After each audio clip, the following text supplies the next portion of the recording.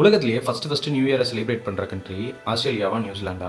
இந்த ரெண்டு கண்ட்ரியுமே கிடையாது. ஆஸ்திரேலியாவை கம்பேர் பண்றப்ப நியூசிலாந்து தான் ஃபர்ஸ்ட் நியூ இயரை செலிப்ரேட் பண்ணுது. ஆனா நியூசிலாண்டை விட ஒரு மணி நேரத்துக்கு முன்னாடியே நியூ இயரை செலிப்ரேட் பண்ற கண்ட்ரி ஒன்று இருக்கு. அது எந்த கண்ட்ரி அப்படிங்கறத இந்த வீடியோல நம்ம பார்க்க போறோம். உலகத்திலேயே ஃபர்ஸ்ட் நியூ இயரை செலிப்ரேட் பண்ற கண்ட்ரி கிரிபாஸ் அப்படின்னு சொல்லப்படுற கிரிபட்டி. இது எங்க இருக்குன்னா சவுத் பசிபிக் ஓஷன்ல உள்ள ஒசானியா கான்டினென்ட்ல உள்ள ஒரு தீவு கண்ட்ரி தான் இந்த கிரிபட்டி. இந்திய நேரப்படி டிசம்பர் 31ஆம் தேதி மதியம் 3:30 மணிக்கு இந்த கண்ட்ரில நியூ இயர் ஸ்டார்ட் ஆயிடும். இந்த கண்ட்ரிக்கு அப்புறம் டோங்கா, சாமோ அப்படிங்கிற கண்ட்ரில எல்லாம் நியூ இயர் ஸ்டார்ட் ஆனதுக்கு அப்புறம் தான் நியூசிலாந்துல நியூ இயர் ஸ்டார்ட் ஆகும். அதே போல உலகத்திலேயே நியூ இயர் லாஸ்டா ஸ்டார்ட் ஆகிற பிளேஸ் எதுனா பேக்கர் ஐலாண்ட்.